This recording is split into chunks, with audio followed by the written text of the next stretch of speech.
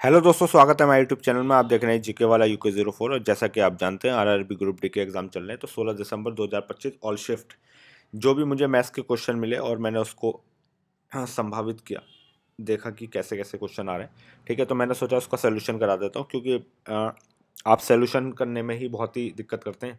और होता क्या है कि आपसे हो नहीं पाता, फिर आप क्या कहते हैं कि क्वेश्चन छूट गए या फिर ऐसा कुछ बताते हैं, फिर लोग बता भी रहते हैं कि इंग्लिश में भी डाल दो, तो इंग्लिश में भी डाल दे करूँगा। ठीक है, चलिए शुरुआत करते हैं, ज़्यादा वक्त समय बर्बाद नहीं करेंगे। पहले क्वेश्चन की तरफ बढ़ते हैं।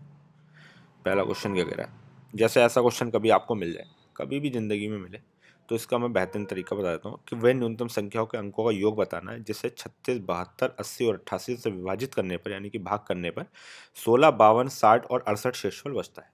ठीक है, ये बताना है हमें। तो देखो, कभी भी ऐसा क्वेश्चन आए तो पहले ये देख लो कि 36 से भाग करते हैं तो 16 बचता है, यानी कि गैप कितने का आ रहा है, 20 का गैप आ रहा है, 20 का। 72 से भाग करते हैं 52 आ रहा है, यानी कि 20 का गैप आ रहा है। 80 से भाग करते हैं तो 60 आता है, तो यानी कि 20 का गैप आ रहा है। 88 से भाग करते हैं 68 आ रहा है, यानी कि 20 का गैप आ रहा है। ठीक है, जब भी ये गैप सेम होता है, बस अब कुछ नहीं करना होता, इसका सब आप एलसीएम निकालो। 36 और 72, 80 और 88, इसका आप क्या निकालना है, एलसीएम निकालना है। एलसीएम देखो, या तो फिर वैसे निकाल लो, देखो नहीं तो मेरा क्या तरीका है एलसीएम निकालने का, मैं कैसे निकालता। देखो एक बार बताओ, 36 और 72 का एलसीएम तो कितना हो जाएगा, 72 हो जाएगा। ठीक है। अच्छा, 80, 80 जो है इसमें 4 जुड़ा हुआ है, 4। ठीक है, तो 4 तो यहाँ पर आएगा ही एक बार। ये चलो, आपको ये समझ में नहीं आएगा तो मैं वैसे बता देता हूँ आपको। ठीक है, फैक्टर करके ही बता देता हूँ, और कोई चारा है नहीं फिर तुम्हारे पास। ठीक है, 72, 36, 72, 80 और 88।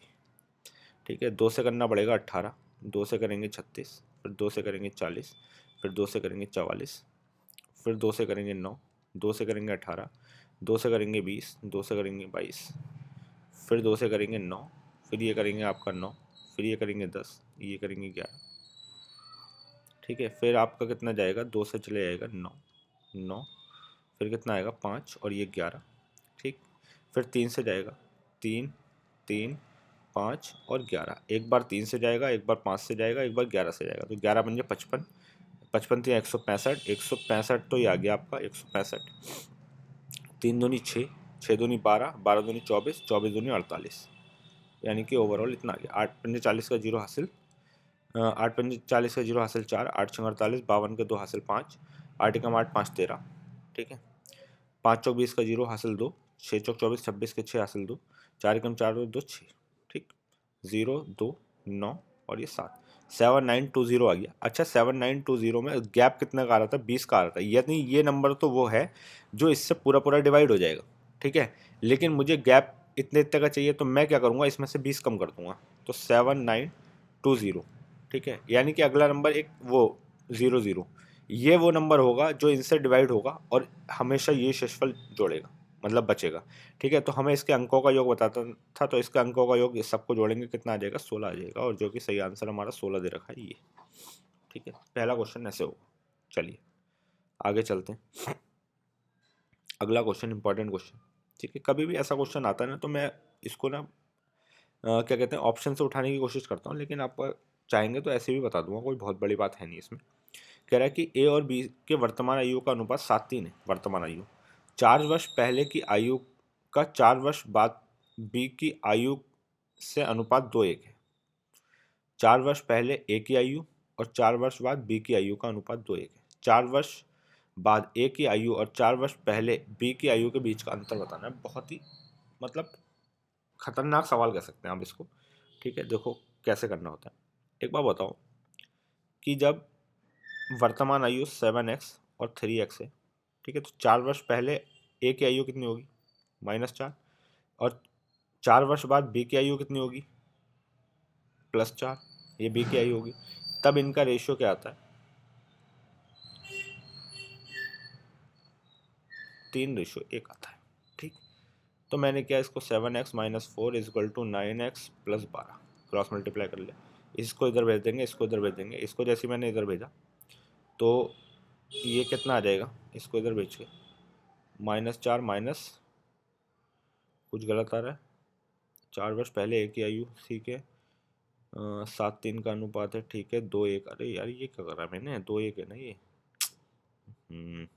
क्या ही कर रहा हूँ, 7x, क्योंकि मैंने वहाँ देखा माइनस आ रहा था कुछ, माइनस कैसे आ सकता है यार, 6x+8, ये इसको इधर, तो x बराबर यहाँ से कितना आ गया, 12 आ गया। ठीक है, यानी कि मुझे समझ में आ गई 4 वर्ष पहले जो ए की आयु होगी, यानी कि ये वाली यानी कि वर्तमान आयु जो है 12×7=84 ए की, और 12×3=36 बी की। ठीक है, 4 वर्ष बाद ए की आयु, 4 वर्ष बाद ए की आयु इसकी 28 हो जाएगी, 88, और 4 वर्ष पहले बी की आयु, 4 वर्ष पहले बी की आयु कितनी हो जाएगी, 32 हो जाएगी। इनके बीच का अंतर बताना है, तो यानी कि ये 6 और ये कितना हो गया, 5, यानी कि इसका आंसर आ गया 56, ये सही आंसर है। चलिए अगले क्वेश्चन की तरफ। इंपॉर्टेंट क्वेश्चन, बढ़िया क्वेश्चन।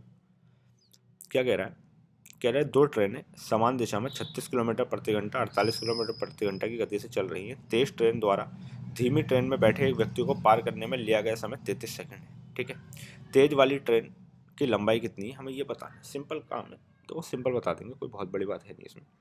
एक बात ध्यान रखना, कभी भी एक दूसरे को समान दिशा में चल रही है तो इनका डिफरेंस लेना पड़ेगा। ठीक है, यानी कि 12 किलोमीटर पर आवर आ गया, 12 किलोमीटर पर आवर। अच्छा, 12 किलोमीटर पर आवर को हम सेकंड में, उसमें मीटर पर सेकंड में बदलेंगे, तो 12 × 5/18 आ जाएगा।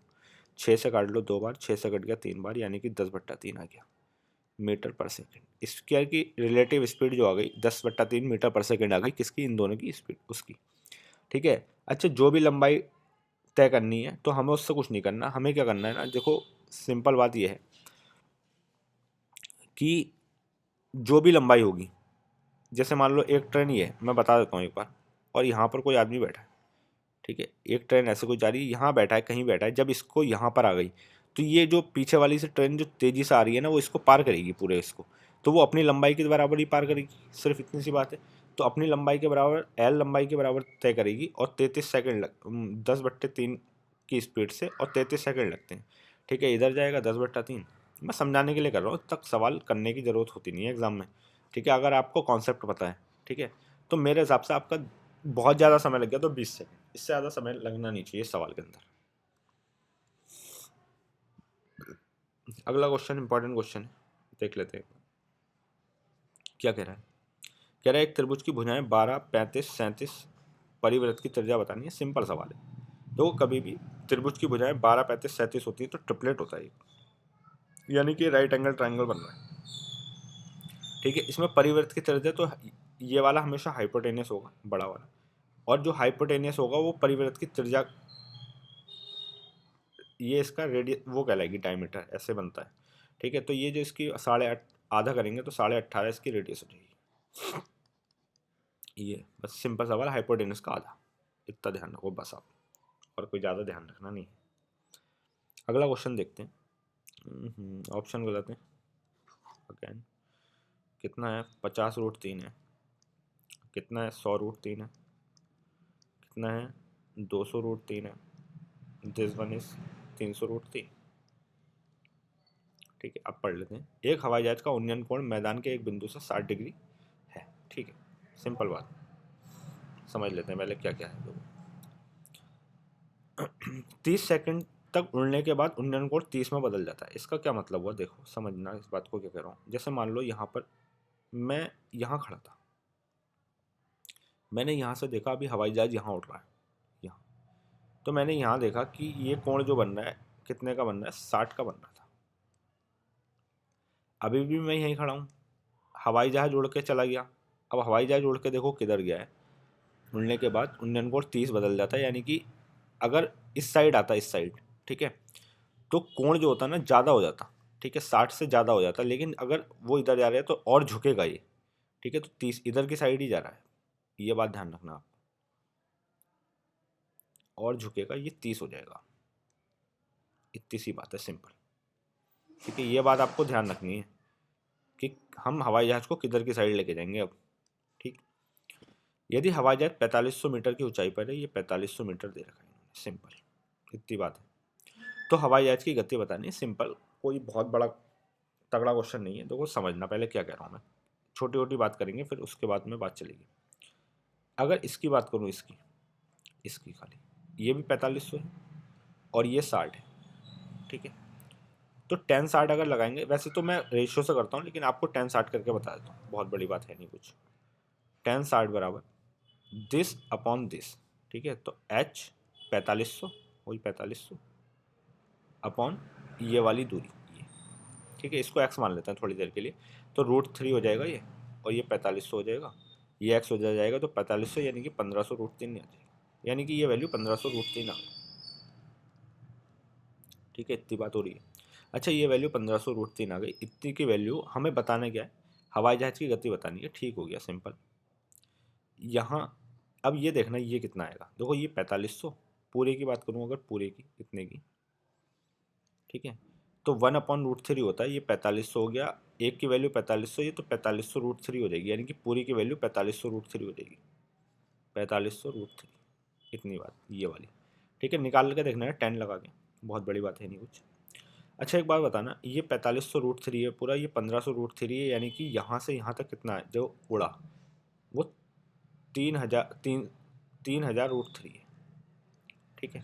अच्छा 3000 √3 मीटर है, ठीक है। ये क्या है, 30 सेकंड में उड़ता है यहाँ से यहाँ तक, तो कितना आ जाएगा, 100 √3, यानी कि जो उसकी स्पीड है 100 √3 मीटर पर सेकंड है, जो कि सेकंड ऑप्शन सही है यहाँ पर, ठीक है।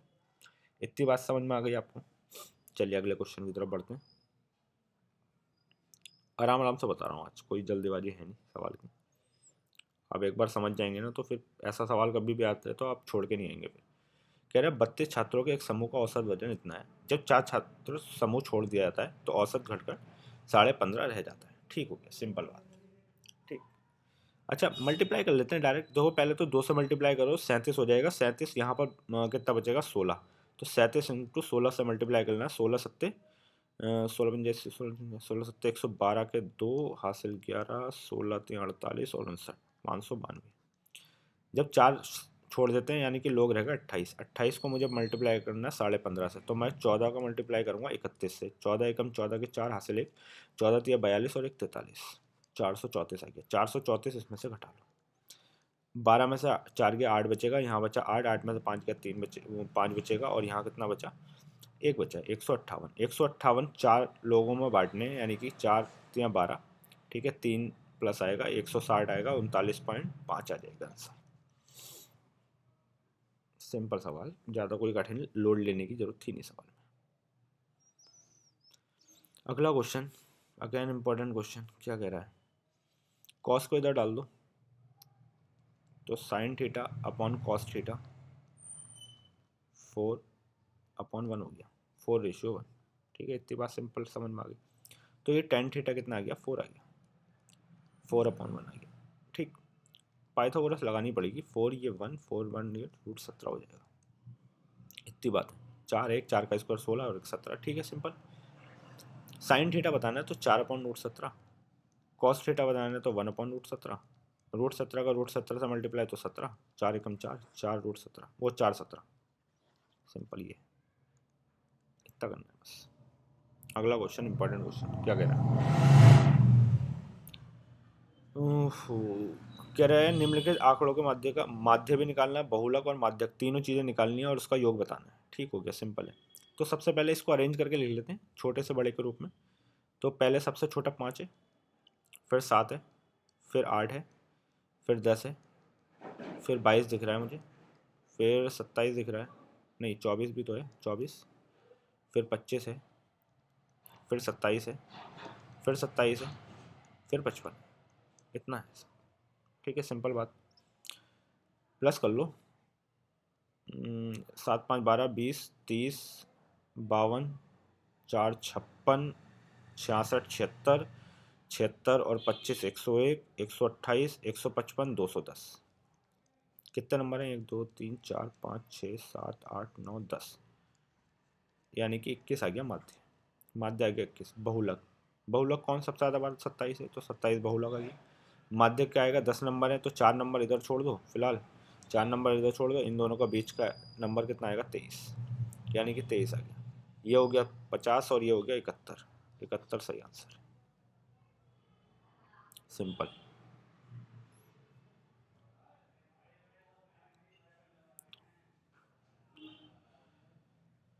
ऐसा कुछ क्वेश्चन देखने को मिला, अगर आप चाहें तो ये कर सकते हैं। ये ऑप्शन थोड़े गड़बड़ लिखे हैं इसमें, तो ऐसा क्वेश्चन आप छोड़ भी सकते हैं एग्ज़ाम में अगर आपको नहीं आता ऐसा क्वेश्चन करना, क्योंकि काफ़ी लंबा चौड़ा कैलकुलेशन होगी इसके अंदर। ठीक है, ज़्यादा लंबी तो नहीं कह सकते, लेकिन फिर भी चलो मैं बता देता हूँ अगर आप कह रहे हैं ऐसा क्वेश्चन कभी भी आ जाए तो कैसा होगा। ये मैं ऑप्शन नहीं है ये। 3 खिलौने बेलन, अर्धगोले और शंकु के आकार के हैं। तीनों खिलौनों के समान आधार समान है। प्रत्येक खिलौने की ऊंचाई 22 सेंटीमीटर है। क्रमशः बेलन, गोले और अर्धगोले का अनुपात बताना है, सबका अनुपात बताना। ठीक है, एक बात ध्यान रखना, क्या कह रहा है, अच्छा ये 22 नहीं है ऊंचाई, ये 2√2 थी याद एग्जाम में, 2√2 बता रहे थे बच्चे, 2√2 है। ठीक, और कुछ नहीं है। अब मैं फटाफट फॉर्मूले लिख के, बस फॉर्मूले लिखने, ज़्यादा कुछ करना नहीं है। वैसे तो आप ये सवाल कर सकते हैं आसानी से, बहुत सिंपल सवाल है, आप कर लेना इसको। आप कमेंट में बताना आंसर आपका कितना आया, नहीं आएगा तो मैं वीडियो दोबारा बना दूंगा इस पर, कोई बहुत बड़ी बात है नहीं वैसे।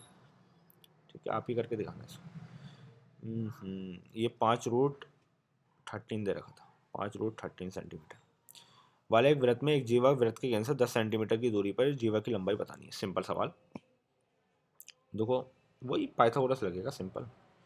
ये सर्कल कह रहा है त्रिज्या वाले एक जीवा वृत्त के केंद्र से एक जीवा 10 सेंटीमीटर की दूरी पर है, 10, ये 5√13। ठीक है, तो पाइथागोरस लगा लो। 5√13 25 × 13, 25 × 13 कितना होता है, 25 × 12 325 हो जाएगा। ये -10 करेंगे वो 100, कितना आ जाएगा 225। 225 किसका स्क्वायर रूट होता है, 15 का होता है, यानी कि ये वैल्यू 15 आ जाएगी। ये वैल्यू 15, ये वैल्यू 15, 15 15 30, ये वाला आंसर खत्म। अगला,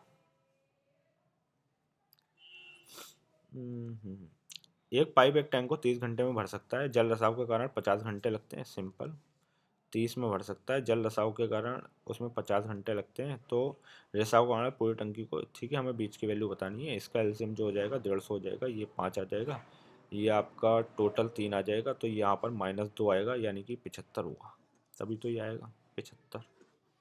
ठीक है, सिंपल है, बढ़िया। अगला क्वेश्चन, 32 और 69 के बीच सभी अभाज्य संख्याओं का औसत लिखना है। तो भाई 25 से और 37 इसके बीच में संख्याएं लिखनी पड़ेंगी। एक तो 37 होता है, फिर अगला के नंबर क्या होता है, 41 होता है, फिर अगला नंबर 43 होता है, अगला नंबर 47 होता है, अगला नंबर 53 होता है, फिर अगला नंबर 59 होता है, 61 होता है, फिर 67 होता है। ठीक है, और कुछ नहीं होता ना बीच में, सही करा है हमने। ठीक है, अब देखो जोड़ने का तरीका, 47 43 90, इनकी वैल्यू 90। ठीक, अच्छा 59 और 61 120, 120, 53 67 यानी कि 70 और 50, 70 50 120। ठीक है, 41 और ये कितना मिला के हो जाएगा, ये टोटल आपका 70 78 हो जाएगा। 120 240 300, 240 330, 330 408, यानी कि ओवरऑल वैल्यू 408 आ रही है। औसत बताना था, कितने नंबर है, 1 2 3 4 5 6 7 8, 8 पंजे 40, 8 एकम 8, 51, दिस वन इज आंसर। अगला क्वेश्चन, अगेन इंपॉर्टेंट क्वेश्चन, अच्छा क्वेश्चन। 15% की छूट देने के बाद एक वॉशिंग मशीन को इतने रुपए, वॉशिंग मशीन का मूल्य इतने रुपए है, यदि कोई छूट नहीं दी जाती तो दुकानदार को 12% का लाभ होता है। वॉशिंग मशीन का क्रय मूल्य बताना है। सिंपल सवाल, बहुत ज़्यादा कठिन सवाल है नहीं, आप करके आंसर बताना है इसका कमेंट में। ठीक है, आप बताएंगे इसका आंसर, आप भी तो बताएंगे कुछ। दो परिमेय संख्याओं का एलसीएम और एचसीएफ बराबर है। ठीक हो गया, जब भी दो परिमेय संख्याओं और एलसीएम एचसीएफ बराबर हो तो अवश्य समान होंगी, और कोई तरीका है नहीं उसका। ठीक है, चलिए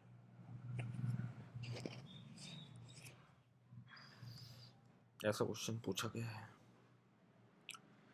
क्या कह रहा है, एक शहर की जनसंख्या पहले वर्ष में 30% बढ़ जाती है और अगले वर्ष 15% कम हो जाती है। वर्तमान संख्या इतनी है, तो 2 वर्ष पहले की जनसंख्या क्या थी। ठीक है, मैंने क्या, पहले की जनसंख्या इतनी थी, पहले 30% बढ़ी तो 130% हो जाएगी वैल्यू, फिर 15% कम हो गई, यानी कि वैल्यू हो गई 85%, और ये बराबर है 11,050 के। मैंने एक जीरो से एक जीरो काटा, पहली बात तो देखना 13 से कट रहा है क्या, यही बात 13 से कट रही होगी यार। 13 6 38 13 13 104, 13 पंजे 65, ठीक है, 85 से ये पूरा 10 बार में भी कट रहा है, तो ये पूरी आ गई है 10,000 के आसपास। सबका मल्टीप्लाई कर देंगे, सिंपल।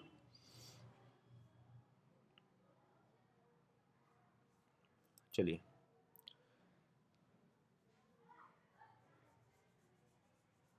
अगला क्वेश्चन, इंपॉर्टेंट क्वेश्चन दिख रहा है कुछ। क्या कह रहा है कि ए बी से 28% अधिक है, सी ए और बी के योग से 25% कम है। ठीक है,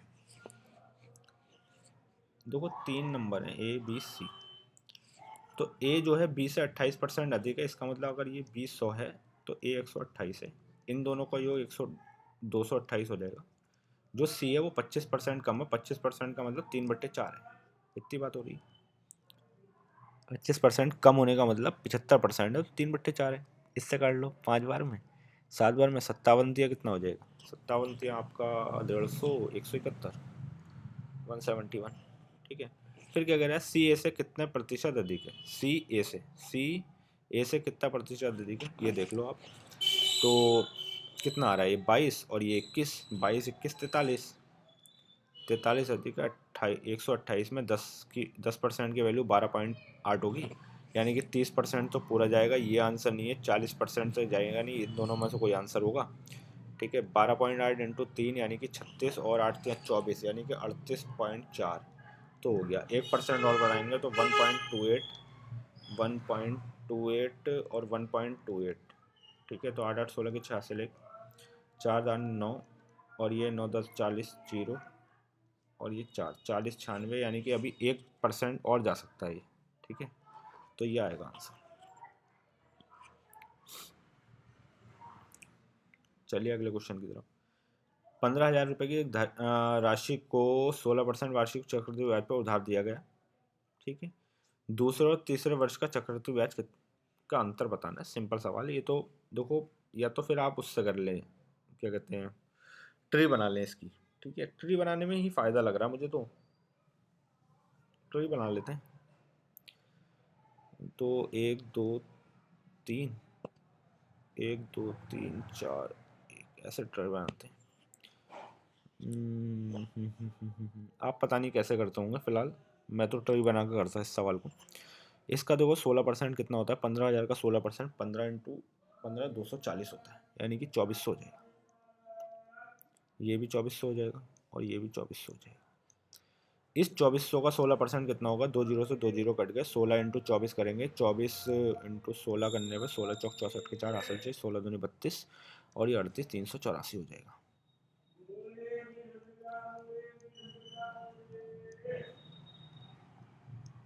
ठीक है,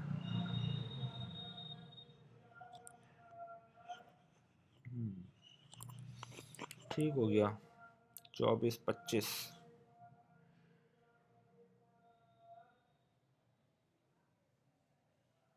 इसका ब्याज इतना आ रहा है तो ये लगभग इतना तो चले ही जाएगा ना, ज़्यादा आएगा नहीं। 384 ये यहाँ कहाँ से आ गया,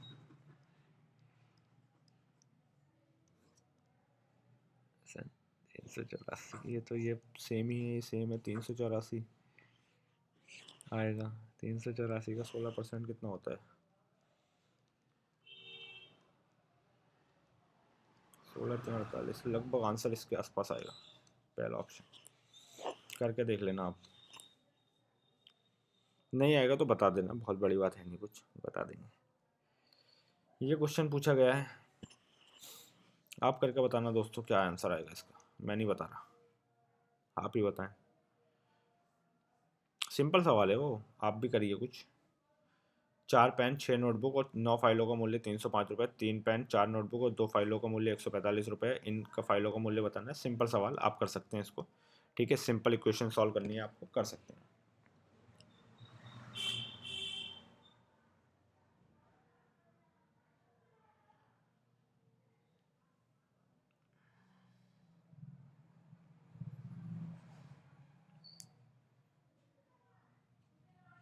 या फिर आपसे अगर नहीं होगा तो चलो मैं बता देता हूँ, मुझे लग नहीं रहा आपसे होगा। देखो 4 pen plus 6 notebook plus 9 file, का मूल्य 305 रुपये। 3 pen plus 4 notebook plus 2 file की वैल्यू 145 रुपये। अब देखो ना क्या करना पड़ेगा, हमें लाना है 5 पेन। अगर मैं इसको 2 से मल्टीप्लाई कर दूँ और ये घटा दूँ, 2 से मल्टीप्लाई कर दूँ 12 और ये घटा दूँ, 2 से मल्टीप्लाई कर दूँ और ये घटा दूँ, ठीक है, तो इसका मतलब ये सारी वैल्यू आ जाएगी, यानी कि यहाँ पर 5 पेन भी आ जाएंगे। 2 से मल्टीप्लाई करके घटाना है, 2 से मल्टीप्लाई करो 610 और 145 घटा दो, ठीक है, यानी कि कितना आ जाएगा 465 आ जाएगा, जो कि ये सही आंसर। चलिए अगले क्वेश्चन की तरफ।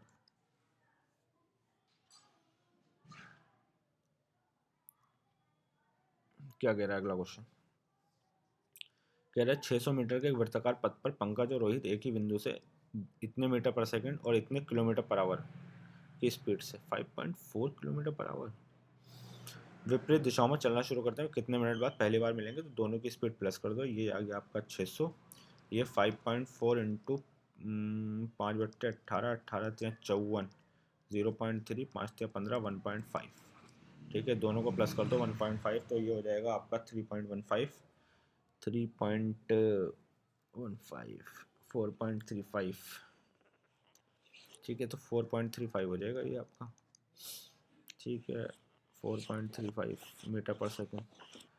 घटाओ वो डिवाइड करो तो आपका ये लगभग कितनी बार में जाएगा, घटा करना ही पड़ेगा यार, 600 इंटू 100 अपॉन 435, ठीक है, कर लो फिर अब कितनी बार में, पहले 5 से काट लेते हैं मोटा मोटा ना, 8 बार में, 7 बार में, 5 से कट गया 20 बार में, 12,000 आ गया, 12,000 इंटू 87, 87 कम 87, 120 को लिख लेता हूँ मैं, ठीक है, लगभग जहाँ तक उम्मीद है 100 बार में तो पूरा जाएगा, 8700 हो जाएगा, ठीक है, 3713, चलो भाई करके ही देख लेते हैं, कोई चारा है नहीं हमारे पास। 12,000 को 87 से मल्टीप्लाई, 87 कम 87, 13 और 20 37 हो जाएगा, 33 हो जाएगा, 0 87 3 कितना आएगा 40, 321, 240 और 21, 261, 261 ही आएगा, जाएगा नहीं, और तो 39 और 30, 39 30 कितना होता है 69 होता है, 0 चिपका लो, 87 7 बार में जा रहा है क्या, 7 7 49 को 9 से 50, 8 7 56 60, ठीक है, 87 और करेंगे नहीं जाएगा, तो 137 पॉइंट समथिंग आएगा, जो कि 2 पॉइंट समथिंग आएगा और ज़्यादा नहीं जाएगा, यहाँ तक आएगा बस आंसर, सिंपल।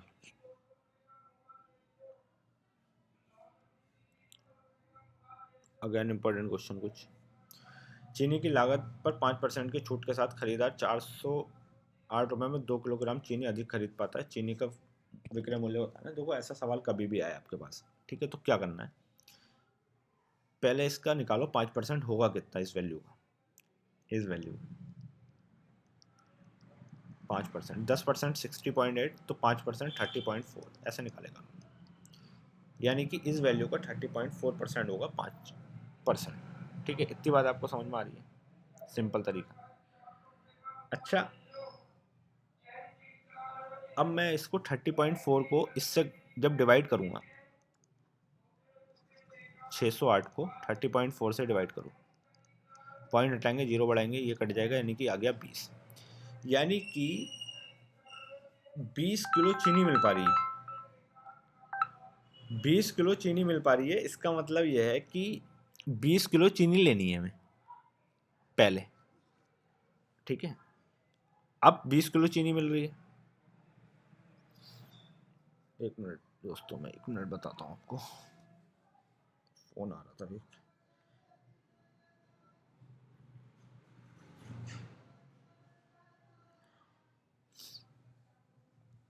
ठीक है, यानी कि 20 किलो चीनी,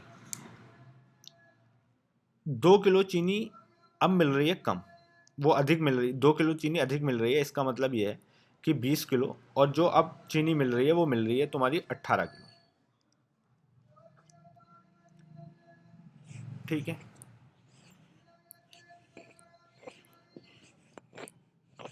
20 18, मैं कुछ कॉन्सेप्ट बोल रहा हूँ यार। 608 इंटू 18 आएगा ना, 18 3 54, नहीं तो 18 क्यों 22 आना चाहिए ना फिर तो। क्या ही करा है मैंने, 5% 30.8 यानी कि 20 आ जाएगा।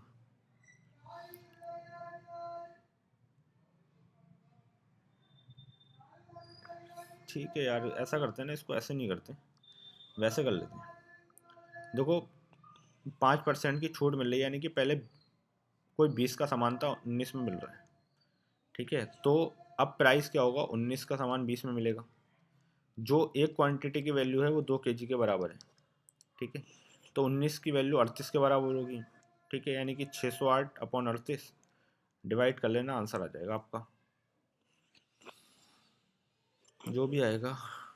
कर लो डिवाइड भाई, 19 या 57, 19 दूनी 38, 19 से काटेंगे 2 बार में तो ये 16 आ जाएगा आंसर। वो वाला कॉन्सेप्ट अच्छा था यार, वो थोड़ा ध्यान नहीं आ रहा मुझे, मैं देखना पड़ेगा मुझे एक बार।